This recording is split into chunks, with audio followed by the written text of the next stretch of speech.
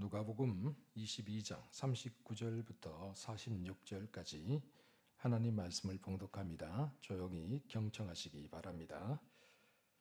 예수께서 나가사 습관을 따라 감람산에 가시매 제자들도 따라갔더니 그곳에 이르러 그들에게 이르시되 유혹에 빠지지 않게 기도하라 하시고 그들을 떠나 돌 던질 만큼 가서 무릎을 꿇고 기도하여 이르시되 아버지여 만일 아버지의 뜻이거든 이 잔을 내게서 옮기시옵소서.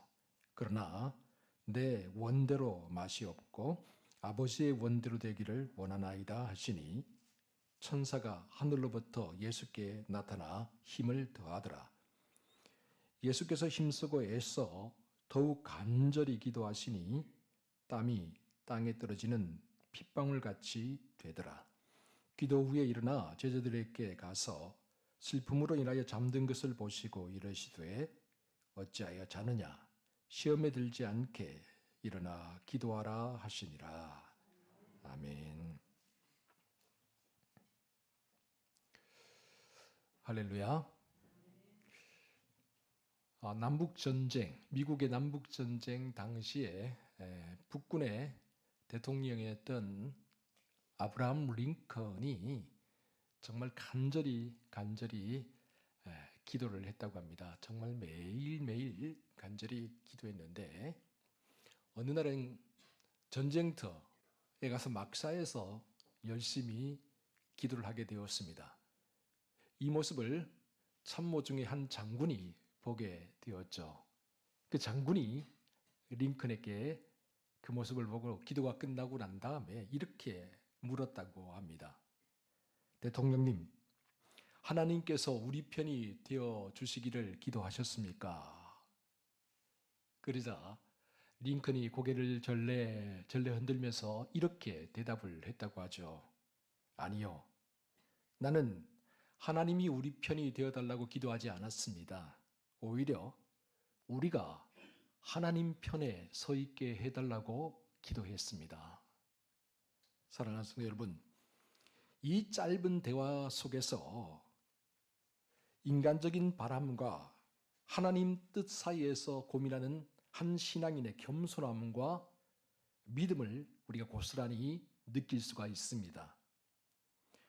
우리의 기도가 하나님을 움직이게 해달라는 그런 강요하는 기도가 아니라 하나님의 뜻 안에서 나를 맞추어 가야 된다는 그런 깊은 울림을 우리에게 전달해주고 있는 것이죠. 그리고 우리는 오늘 본문에서도 이러한 깊은 울림이 있는 기도의 목소리를 듣게 됩니다. 누가복음을 보면 예수님은 예루살렘으로 올라가시면서 반복해서 자기의 죽음을 제자들에게 알려주셨죠. 예수님은 예루살렘에 올라가면 자기에게 어떤 일이 일어나게 될지를 이미 다 알고 계셨던 겁니다. 그러나 주님은 예루살렘을 향한 이 길을 결코 망설이거나 주저하지 않았습니다. 예루살렘을 향해서 묵묵히 걸어 올라가셨죠. 주님의 최대 사명이자 마지막 목적지인 그곳을 향해서 자신의 목숨을 희생 제물로 드리기 위해서 묵묵히 예루살렘으로 올라가셨습니다. 그렇다면 질문이 생깁니다. 주님은 예루살렘에 올라가셔서 죽는 것이 두렵지 않았던 것일까요?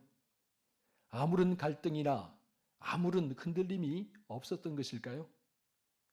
마태, 마가, 누가 이 모든 공관복음서를 읽어보면 예수님께서 십자가의 죽음을 눈앞에 두고 겟세마네 동산에서 기도하셨음을 우리에게 전해주고 있죠.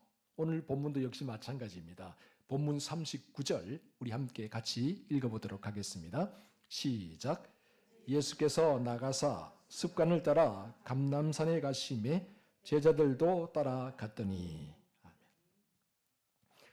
여러분, 지금도 감람산에 가면 감람나무들, 우리가 흔히 올리브나무라고 하죠. 감람나무들이 참 많습니다. 어떤 나무들은 이미 1000년이 넘은 나무들도 그곳에 있습니다. 아니, 나무가 어떻게 1000년을 살 수 있는가? 예, 감람나무는 1000년을 넘게 산다고 해요. 정말 어마어마한 둘레는 크지만은 원래 거기에서 나무가 이렇게 자라면 감람나무는 이 나무가 죽으면서 다시 여기에서 또 새로운 나무가 나옵니다. 희한하죠?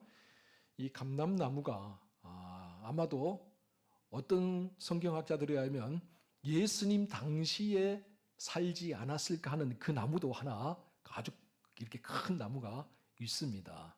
그만큼 오래 사는 나무들인데요. 이 감람나무가 많기 때문에 예루살렘 맞은편에 있는 그 자그마한 산 언덕을 감람산이라고 그렇게 보통 부르죠. 그리고 이 감람산에는 감람나무 열매들, 올리브나무 열매를 따서 기름을 짜는 그런 올리브 틀이 있었다고 합니다. 그 올리브 틀이 있는 곳을 가리켜 겟세마네 동산이라고 부릅니다. 이 겟세마네라는 뜻이 그래서 기름 짜는 틀이라는 그런 뜻을 가지고 있죠. 이곳에서 짠 감람류는 성전을 밝히는 등불이 되기도 하고요. 또 병든 사람을 치유하는 데 쓰는 약이 되기도 했습니다. 뿐만 아니라 일반적으로 사람들 식용으로 쓰는 그런 음식과 삶을 위해서도 이 감람류가 사용이 되곤 했죠. 향기로운 올리브 열매를 으깨어서 기름을 짜는 틀이 있는 곳 겟세마네 동산에서 예수님께서는 십자가의 희생 제물이 되시기 위해 자신의 온 몸과 마음과 영혼을 으깨면서 기도하셨습니다. 본문 42절이죠. 함께 42절 말씀을 읽어보도록 하겠습니다. 시작. 이르시되 아버지여 만일 아버지의 뜻이거든 이 잔을 내게서 옮기시옵소서. 그러나 내 원대로 마시옵고 아버지의 원대로 되기를 원하나이다 하시니. 아멘.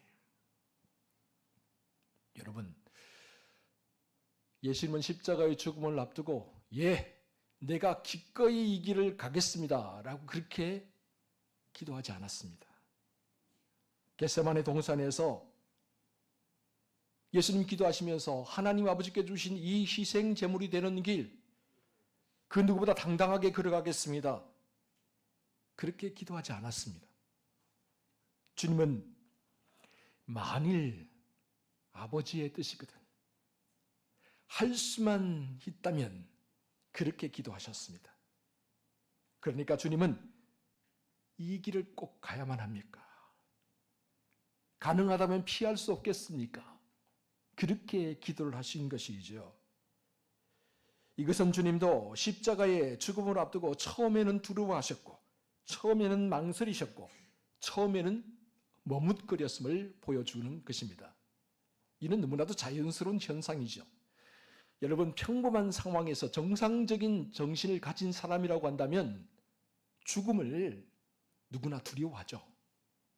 어떻게든 피하고 싶어 하죠. 그래서 호스피스의 선구자이며 20세기를 대표하는 정신의학자인 엘리자베스 키블로스 박사는 죽음을 포함한 모든 상실의 과정에서 사람들이 보여주는 공통적인 모습이 있다라고 이야기하면서 이 공통적인 모습을 5단계로 우리에게 설명하고 있습니다.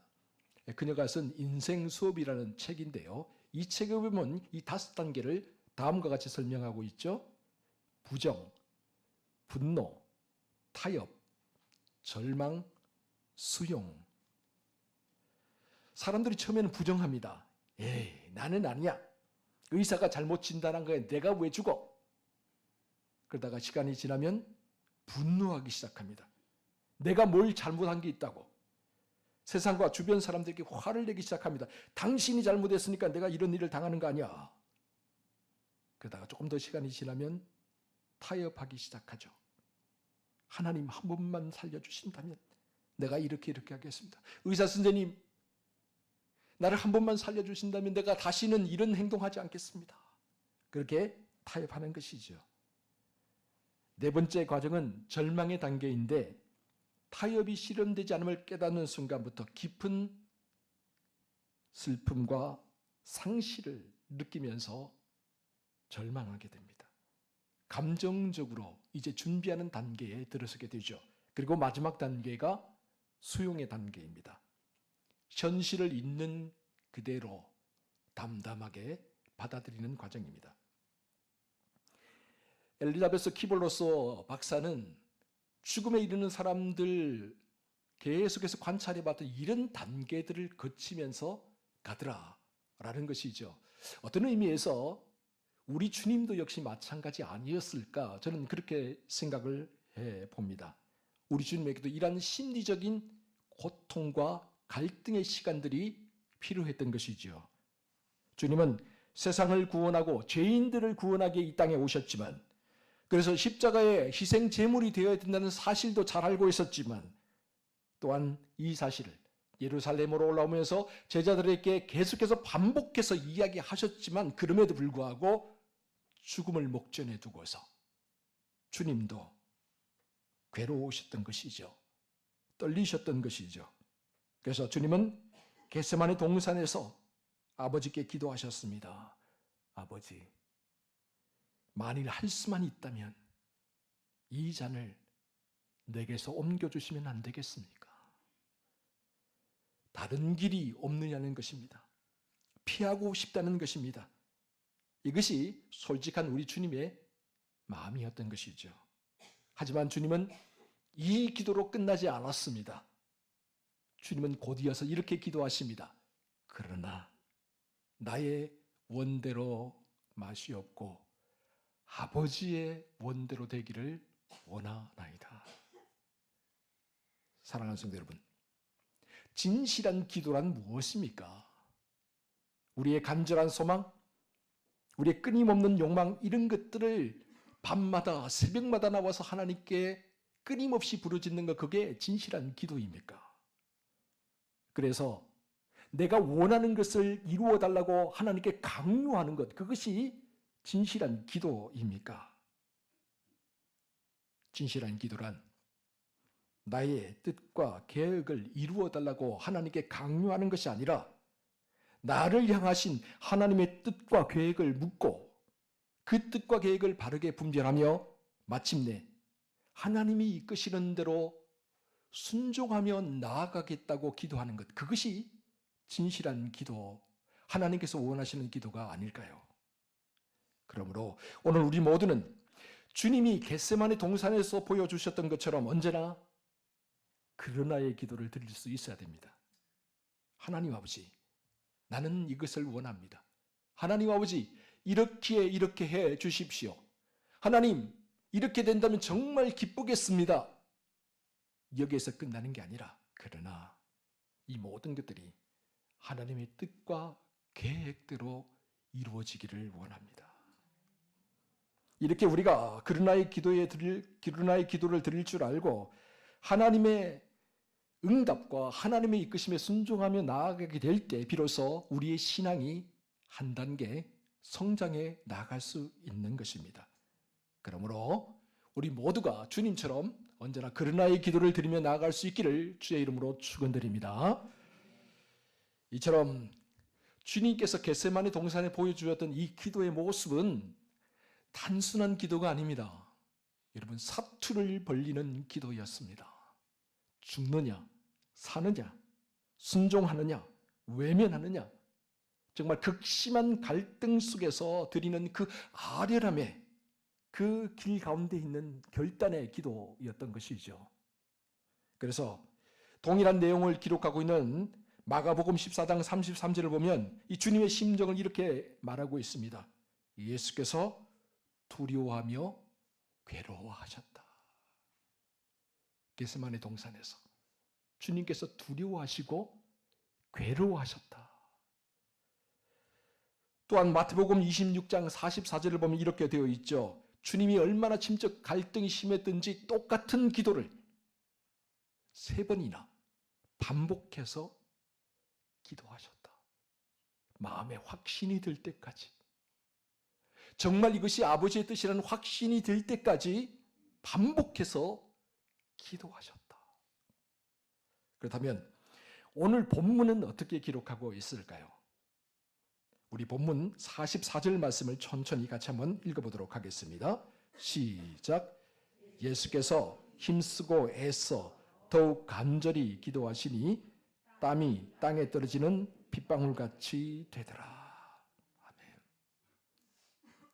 사랑하는 성도 여러분, 예수님은 하나님의 아들이셨지만 예수님은 이 세상을 구원하고 죄인들을 구원하기 위해 이 땅에 오셨지만, 그리고 예수님은 자기 자신이 십자가에서 희생 제물이 되어야 된다는 것도 잘 알고 있었지만, 그럼에도 불구하고 막상 죽음의 순간이 바로 눈앞에 다가오자 주님 괴로워하셨습니다. 망설이셨습니다. 떨리셨습니다. 그래서 하나님께 얼마나 간절히 기도했던지, 얼마나 힘쓰고 애써서 기도했던지 땀이 땅에 떨어지는 핏방울같이 되었다. 그렇게 기록하고 있습니다. 여러분, 정말 우리가 간절히 기도하고 정말 우리가 신경을 많이 쓰게 되면 우리에 있는 모세 혈관이 터지게 된다고 하죠.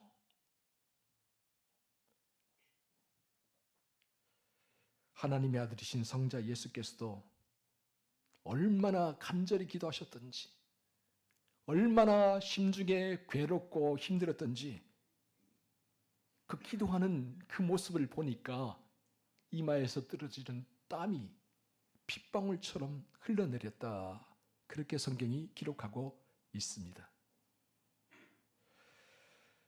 하나님의 아들이신 성자 예수님께서도 가능하다면 십자가의 길, 이 길을 피해가고 싶어졌던 것이죠. 그래서 십자가 바로 그 앞에서 흔들리셨던 겁니다. 여러분, 그런 것 같습니다. 사람이는 누구나 흔들립니다. 겉으로 볼 때는 저 사람은 아무것도, 아무리 큰 바람이 불어도 끄떡도 없는 것 같아. 아무리 세상이 무너져도 저 사람은 끄떡도 없는 것 같아. 그렇게 보이는 사람도요, 그 마음 가운데서는 끊임없이 흔들리고 그 마음이 요동치고 있다라는 사실이죠. 이 세상에 흔들리지 않는 사람은 없습니다. 요동하지 않는 사람은 없습니다. 누구나 망설이고 누구나 흔들리죠. 예수님조차도 흔들리지 않으셨습니까? 하나님의 아들인 예수 그리스도조차도 겟세마네 동산에서 흔들리고 있지 않습니까? 그렇다면 오늘 여러분은 어떻습니까? 지금 삶의 어느 지점에선가 여러분도 흔들리고 있습니까? 머뭇거리고 망설이고 있지는 않습니까? 시인 도종환은 흔들리며 피는 꽃이라는 시에서 다음과 같이 노래하고 있습니다. 우리 흔들리며 피는 꽃, 제가 한번 읽어드리겠습니다. 흔들리며 피는 꽃 도종환, 흔들리지 않고 피는 꽃이 어디 있으랴. 이 세상 그 어떤 아름다운 꽃들도 다 흔들리면서 피었나니, 흔들리면서 줄기를 곧게 세웠나니, 흔들리지 않고 가는 사랑이 어디 있으랴. 젖지 않고 피는 꽃이 어디 있으랴. 이 세상 그 어떤 빛나는 꽃들도 다 젖으며 피었나니, 바람과 비에 젖으며 꽃잎 따뜻하게 피웠나니, 젖지 않고 가는 삶이 어디 있으랴. 사랑하는 성도 여러분, 누구나 흔들립니다. 누구나 눈물에 젖으면서 살아갑니다. 저 사람은 안 그렇겠지? 아니요. 그 속내를 다 들여다보면 다 눈물이 있고 다 흔들림이 있다라는 것이죠. 특별히 사명의 길을 걸어갈 때는 더더욱 그러합니다. 때로는 죽음과 같은 아픔과 고통이 동반될 때가 있죠. 나 자신을 완전히 깨트려야 되고, 나를 둘러싸고 있던 이 껍질을 완전히 벗어버려야 비로소 한 걸음 전진에 나아갈 수가 있기 때문입니다. 진정 죽음과도 같은 고통과 아픔의 시간을 통과해야 비로소 모든 것을 새롭게 시작할 수 있기 때문입니다. 여러분, 꼬치 속에 번데기가 이 자신을 둘러싸고 있는 이 꼬치를 뚫고 나오려면 죽음과도 같은 그 고통을 몇 번이나 넘겨야 된다고 하죠. 번데기가요, 이 낡은 꼬치, 자기를 둘러싸고 있는 이 꼬치를 뚫고 나오려면 먼저 낡고 필요 없는 것들을 다 버려야 된대요. 자기 몸을 뚱뚱하게 만들고 있었던, 번데기 때는 꼭 필요했던 수분들도 다 버려야 된대요. 근데 이 모든 것들이 그냥 버려지느냐? 아니요. 그 꼬치 속에 있는 조그만 구멍을 뚫고 나오는 과정에서 버려지는 거예요. 그래서 이 모든 것들을 버리고 나오기 위해서 몸부림을 치는 겁니다. 이런 것들을 버리지 않으면 꼬치를 뚫고 나올 수가 없는 거예요. 그런데 이게 어디 말처럼 쉽습니까? 그래서 번데기가 이 꼬치를 뚫고 나오면서 아파해요. 괴로워해요. 몸부림을 쳐요. 정말 죽을 것 같은 위기를 몇 번씩이나 넘기죠. 그래서 날개를 바닥바닥바닥 하다가 또 멈추고, 죽은 것처럼 가만히 있다가 또 힘을 좀 내서 바닥바닥바닥 하다가 또 멈추고, 이 모든 고난을 통과해야 비로소 이 꼬치를 뚫고 번데기가 나올 수가 있는 거죠. 근데요, 이 꼬치를 뚫고 나오게 되면 번데기가 완전히 새로운 피조물이 됩니다. 이전에 상상조차 할 수 없었던 아름다운 모습으로 다시 태어나서 저 푸른 하늘을 마음껏 훨훨 날아다니는 아름다운 나비가 되는 것이죠. 사랑하는 성도 여러분, 오늘 우리 인생도 역시 마찬가지 아닐까요? 오늘 이 자리에 심각한 인생의 문제를 가지고 나와서 겟세마네 동산의 주님처럼 기도하는 분이 있습니까? 몸부림치며 간절히 기도하는 분이 계십니까? 한 사람의 인생이 걸린 일들, 가정 전체의 운명이 걸린 일들, 사업과 직장의 명운이 걸린 일들, 이런 일들을 가지고 나와서 주님처럼 땀이 핏방울이 되도록 간절히 기도하는 분이 혹시 이 자리에 계십니까? 여러분 기억하십시오. 우리는 흔들리며 피는 꽃입니다. 눈물에 젖으며 가는 인생입니다. 그런데 우리가 흔들리는 가운데서도, 눈물에 젖은 가운데서도 기도의 끈을 놓지 않는다면, 우리를 향하신 하나님의 뜻과 계획을 포기하지 않는다면 하나님은 반드시 우리를 붙잡아 주실 겁니다. 흔들리는 가운데 아름다운 꽃을 피우게 해 주실 겁니다. 젖은 마음 가운데서 따뜻한 생명을 품게 해 주실 겁니다. 이 사실을 굳게 믿고 오늘도 겟세마네 동산의 주님처럼 그러나의 기도를 드리며 그 어떤 상황 가운데서도 결코 포기하지 말고 하나님을 향하여서 끝까지 매달리며 나가는 저와 여러분 모두가 되시기 바랍니다. 그래요, 마침내 수많은 사람들에게 선한 영향력을 끼치고 죽어가는 영혼들을 생명의 길로 인도하는 저와 여러분 모두가 될 수 있기를 주의 이름으로 축원합니다. 기도하겠습니다. 사랑하는 주님, 어리석고 미련한 우리들입니다. 참으로 연약하고 부족한 우리들입니다. 그래서 자꾸만 흔들립니다. 사람들의 말 한마디에 흔들리고, 내게 일어나는 자그마한 사건들 하나에 흔들리고, 세상에서 벌어지는 사건 사고를 보며 갈 바를 몰라 흔들립니다.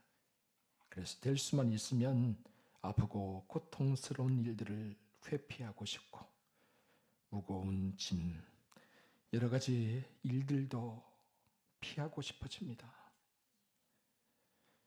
겟세마네 동산의 주님, 그러나 이제 주님을 닮아서 우리도 주님처럼 기도하게 하여 주옵소서.